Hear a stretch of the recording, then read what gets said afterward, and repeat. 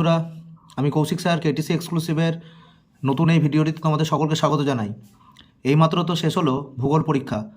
তোমরা গতকালকের যে ভূগোল সাজেশন দিয়েছিলাম, লাস্ট মিনিট সাজেশন, তোমরা দেখতেই পেয়েছো পূর্ণমান 2, 3 এবং 5-এর যা দেওয়া হয়েছিল একেবারে 100% প্রশ্ন সেগুলোই এসেছে। তোমাদের সমস্ত প্রশ্নই 90 প্রশ্নই কিন্তু কমন। খুবই ভালো প্রশ্ন হয়েছে। প্রশ্ন অত্যাধিক সুন্দর হওয়াতে তোমাদের আশা করি সকলের পরীক্ষা খুবই ভালো হয়েছে এবং তোমরা কেমন উত্তর দিয়েছো, প্রত্যেকটা প্রশ্নের উত্তর কী কী দিয়েছো তোমরা কিন্তু মিলিয়ে নাও এবং কে কত নম্বর পেয়েছো অবশ্যই কমেন্টে কিন্তু জানাবে। চলো দেখা যাক প্রথমে এমসিকিউতে কী কী প্রশ্ন এসছে আমরা দেখে নিই। প্রথমে দেখো, বহির্জাত শক্তির মূল উৎস হলো সৌরশক্তি। এটি কিন্তু সৌরশক্তি। পার্বত্য হিমবাহের পৃষ্ঠদেশে সৃষ্ট গভীর ফাটলগুলোকে ক্রেভাস বলে, বার্গসুন্ড নয়। হেটেরোস্ফিয়ারের প্রথম স্তরটি হলো আণবিক নাইট্রোজেন স্তর। প্রথম স্তরটি, এখানে কিন্তু উচ্চতম স্তরটি বলেনি। আল্পস পর্বতের উত্তর ঢালে যে স্থানীয় বায়ুপ্রবাহর ফলে বরফ গলে যায় তা হলো ফন। চিনুক কিন্তু হবে না। অনেকেই তুষার বা বরফ গলে যায় বলে চিনুক কিন্তু তোমরা করেছো, কিন্তু চিনুক হবে না, কারণ চিনুক রকি পার্বত্য ঢালে, ফন আল্পস পর্বতের উত্তর ঢালে। শৈবাল সাগর দেখা যায় আটলান্টিক মহাসাগরে। পৃথিবীর উপর চাঁদ ও সূর্যের মহাকর্ষীয় আকর্ষণের কারণে সমুদ্রের জলতলের নিয়মিত উত্থান ও পতনকে বলা হয় জোয়ার ভাটা। তবে এটি কিন্তু সমুদ্র তরঙ্গও হতে পারে, কারণ জলের যে ওঠানামা সেটাকে কিন্তু সমুদ্র তরঙ্গও বলে। তবে দেখা যাক বোর্ড কোন উত্তরটা এখানে প্রযোজ্য বলে মনে করে। বর্জ্য ব্যবস্থাপনায় নিম্নলিখিত 3R অন্তর্ভুক্ত নয় পুনর্বিন্যাস। অন্ধ্রপ্রদেশের বর্তমান রাজধানীর নাম হলো অমরাবতী। কাশ্মীরে অবস্থিত হিমালয় পর্বতমালাটি হলো জাস্কার। স্বাধীন ভারতের প্রথম বহুমুখী নদী পরিকল্পনাটি হলো দামোদর উপত্যকা পরিকল্পনা। ভারতের শুষ্ক গ্রীষ্মকালে যে ফসলের চাষ করা হয় তা হলো জাইদ ফসল। 1-12 দাগে দেখো, ভারতের ভারী ইঞ্জিনিয়ারিং শিল্পে একটি উদাহরণ হলো রেল ইঞ্জিন শিল্প। ছত্রপতি শিবাজী আন্তর্জাতিক বিমানবন্দর অবস্থিত মুম্বাইতে। উপগ্রহ চিত্র গভীর অরণ্য যে রঙের সাহায্যে দেখানো হয় তা হলো গাঢ় লাল রঙের। এই গেল 14টি এমসিকিউ। এবারে শুদ্ধ অশুদ্ধতে দেখো, বিজ্ঞানী ব্যাগনল তির্যক বালিয়ারি বারখার নামকরণ করেন, একেবারেই ঠিক কথা। মেসোস্ফিয়ার স্তরে উষ্ণতা বৃদ্ধি উচ্চতা বৃদ্ধির সাথে হয় না, ভুল, কমে যায়। জেট বায়ু জিওস্ট্রপিক বায়ুর একটি উদাহরণ, ঠিক। পৃথিবীর সাপেক্ষে সূর্য ও চন্দ্রের সমকৌণিক অবস্থানকে সিজেকি বলে, ভুল। ভারতের জনবহুল রাজ্য হলো গোয়া, এটিও ভুল। উপকূল অঞ্চলে লবণাক্ত মৃত্তিকায় ম্যানগ্রোভ অরণ্য গড়ে ওঠে, একদমই ঠিক। উপগ্রহ চিত্রগুলি স্কেল অনুযায়ী তৈরি করা হয় না, একদমই ঠিক। তাহলে উপগ্রহ চিত্রগুলো কিন্তু স্কেল অনুসারে তৈরি করা হয় না। এই গেল শুদ্ধ অশুদ্ধ।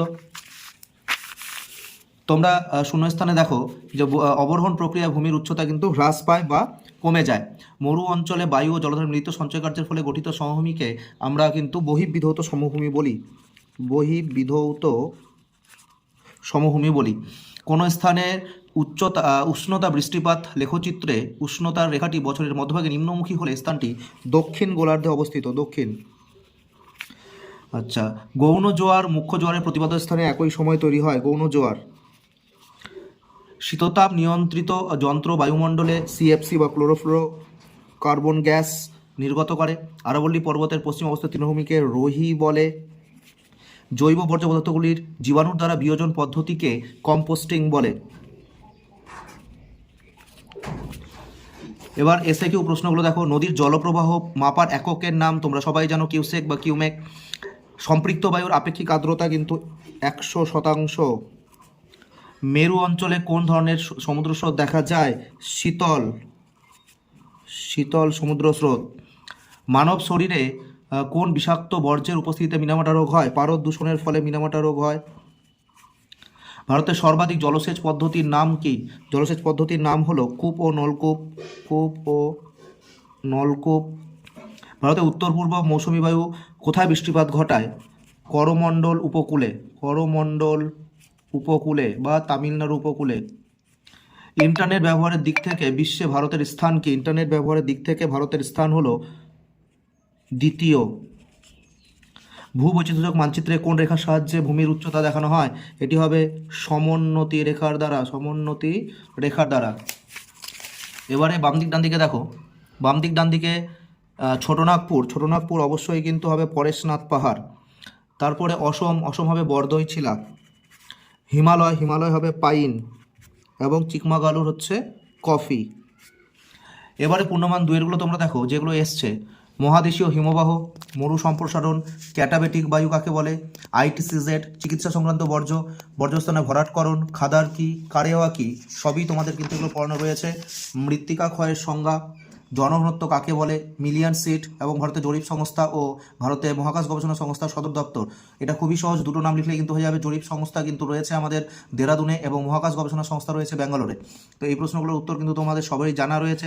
পূর্ণমান 3-এর যে প্রশ্নগুলো সেগুলো কিন্তু একেবারে তোমাদের কালকে যেগুলো দেওয়া হয়েছিল সেগুলো মিলে গিয়েছে। পূর্ণমান 2-ও পেয়েছো, যেমন যুগান ও ইয়ারদাংয়ের পার্থক্য, সমুদ্র ও স্থলবায়ুর পার্থক্য, শিল্প বর্জ্যের উৎস প্রভাব, বর্জ্য ব্যবস্থাপনায় শিক্ষার্থীর ভূমিকা, পূর্বঘাট ও পশ্চিমঘাট পর্বতের পার্থক্য, ভারতের অটোমোবাইল শিল্পে বিকাশের প্রধান কারণগুলো এবং ভূবৈচিত্র্যসূচক মানচিত্র ও উপগ্রহ মানচিত্রের পার্থক্য ও দূর সংবেদন ব্যবস্থার যে সুবিধাগুলো সেগুলো। তোমরা এই যে দেখো, তোমাদের কিন্তু গতকালকে এখান থেকে দেখানো হয়েছিল এই যে পূর্বঘাট এবং পশ্চিমঘাট পর্বতের মধ্যে যে পার্থক্য, ভূবৈচিত্র্যসূচক মানচিত্র উপগ্রহ মানচিত্রের মধ্যে পার্থক্য এসছে, বর্জ্য ব্যবস্থাপনায় শিক্ষার্থীদের ভূমিকা এই যে এসেছে, সমুদ্রবায়ু ও স্থলবায়ুর মধ্যে যে পার্থক্য এসেছে। তোমরা কিন্তু এই যে গতকাল রাত্রে যে প্রশ্নগুলো দেওয়া হয়েছিল তোমাদের, তার মধ্যেই তোমরা কিন্তু কমন পেয়েছো। এবারে চলো দেখা যাক আমাদের যে পূর্ণমান 5-এর প্রশ্ন রয়েছে। নদী সঞ্চয় কার্যের ফলে গঠিত 3টি ভূমিরূপ, বায়ুমণ্ডল উত্তপ্ত হওয়ার পদ্ধতিগুলি, পরিচালন, বৃষ্টিপাত সৃষ্টি এবং জলবায়ুর উপর সমুদ্র স্রোতের প্রভাব। গতকালকে তোমাদের কিন্তু কমন করে দেওয়া হয়েছিল। এই যে দেখো, নদী সঞ্চয় কার্যের ফলে সৃষ্ট ভূমিরূপ একেবারে চলে এসছে। তারপরে তোমাদের হচ্ছে বৃষ্টিপাতের শ্রেণীবিভাগ, এই দুটো কিন্তু তোমরা এখান থেকে পেয়ে গিয়েছো। যে কয়েকটা প্রশ্ন দিয়েছিলাম তার মধ্যে তোমরা দুটো পেয়ে গিয়েছো। আর বিভাগ যে খ, অর্থাৎ আমাদের ভারতবর্ষ চ্যাপ্টারের যে 4টা প্রশ্ন, এই 4টাই তোমরা কিন্তু কমন পেয়ে গেছো। 5টা প্রশ্ন আমি গতকাল রাত্রে কমন দিয়েছিলাম তোমাদেরকে, 5টি প্রশ্ন দিয়েছিলাম, তার মধ্যে 4টা প্রশ্নই কমন এসেছে। এই যে তোমরা দেখে নাও, মিলিয়ে নাও।